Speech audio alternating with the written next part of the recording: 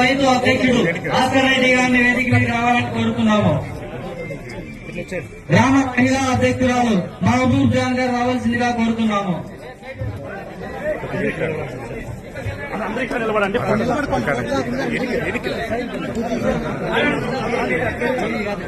Booth committee అధ్యక్షుడు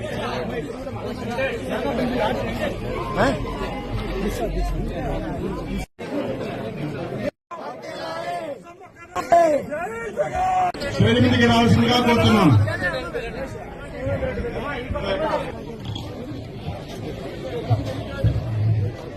సభకు నమస్కారం. అంటే పాలనని గ్రామ స్థాయికి తెచ్చిన నాయకుడు జగన్మోహన్ రెడ్డి గారు. అదే అభివృద్ధి అని చేస్తారు.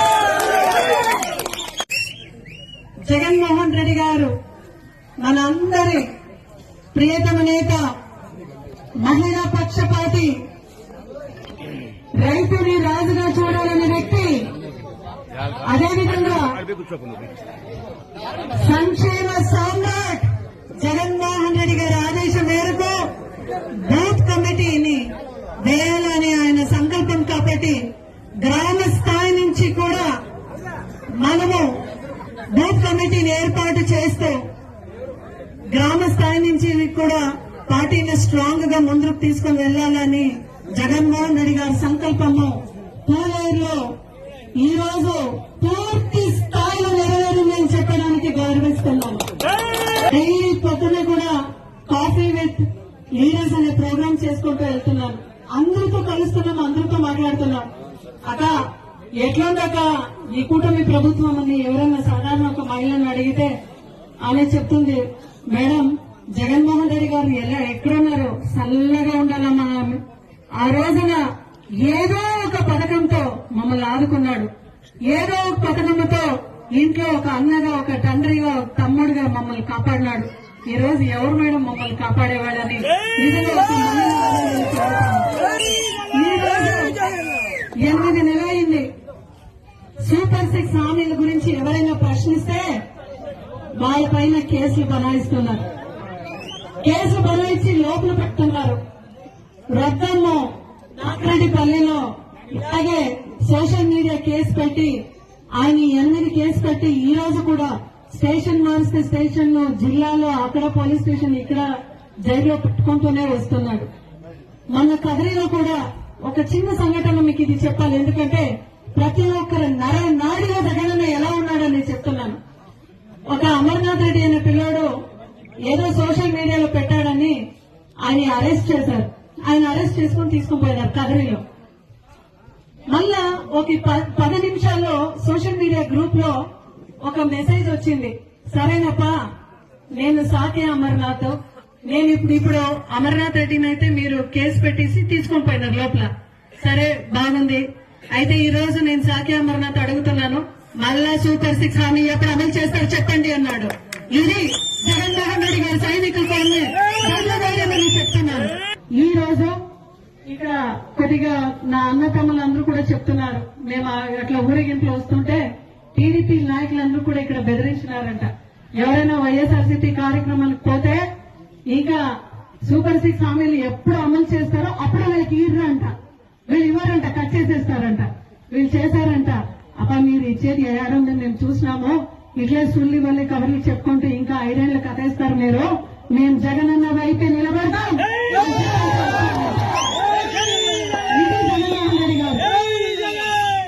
నీ కొడవేలు నీ కొడవేలు నీ కొడవేలు నీ కొడవేలు నీ కొడవేలు అందరికీ చెప్పినారు.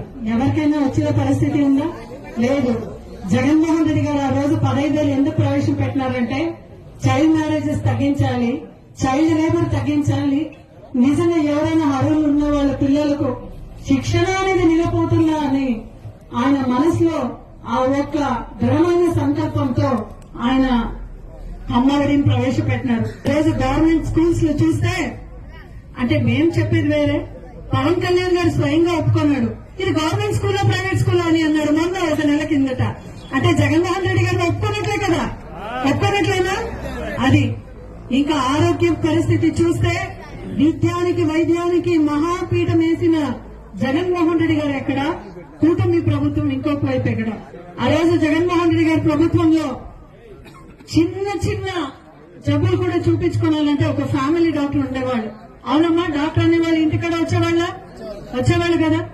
ఈ రోజు పెనుగొండలో ఎంత పెద్ద మెడికల్ హాస్పిటల్ మళ్ళా కాలేజ్ నిర్మాణం అవుతుంటే దాని ప్రైవేటీకరణ చేయాలని నిలబెట్టారు.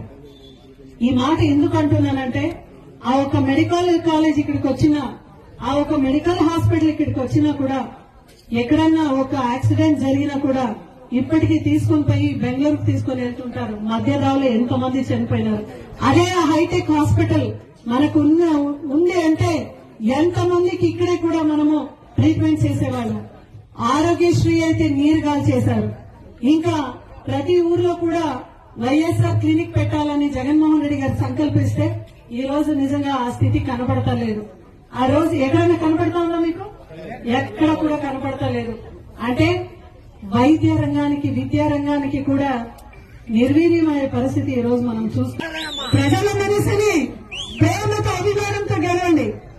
భయం పెట్టి నీకు అది కట్ చేస్తాను, ఇది కట్ చేస్తానని చెప్పి వాళ్ళని మభ్యపెట్టే కార్యక్రమం చేయదండి. ఎందుకంటే పార్టీ ఓడిపోయిండొచ్చు, అయితే ఈ రోజు కూడా వైఎస్ఆర్సీపీ క్యాడర్ లో, శ్రేణిలో ఇంకా సత్తా ఉంది అని కూడా మనం చాటుకున్నాం.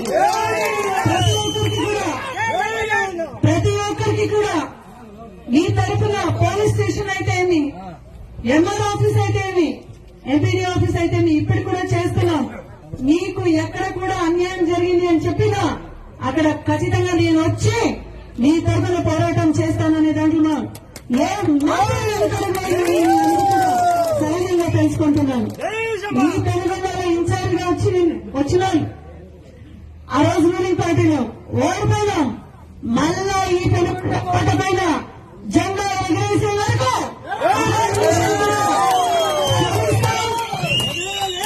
విషయం కూడా శ్రమిస్తాం, పార్టీని ముందుకు తీసుకుని వెళ్తాం. ఒక మాజీ మంత్రి పార్టీ విడిచిపెట్టిపోయి ఏదో వేరే జనసేన చేస్తే జగన్మోహన్ రెడ్డి గారు ఒకే మాట చెప్తున్నారు, ఏ సీనియర్ నాయకుడబ్బా, ఎవరు పోయినారబ్బా? నిజమైన నాయకుడు అనేవాడు జనంలో పుట్టొస్తాడు, జనం కష్టం తెలుసుకుంటాడు, జనం నుంచి పుట్టేవాడు అసలైన నాయకుడు. ఈ పార్టీలో జగన్మోహన్ రెడ్డి గారు అగ్రపీఠంలో ఉంటారు. ఆయన ఆశీస్సులు, ఆయన మాటే ఇక్కడ శాసనంగా తీసుకొని మనం ముందుకెళ్లాలని ఒక జిల్లా అధ్యక్షురాలుగా, పెనుగొండ సమన్వయకర్తగా మీ అందరినీ కూడా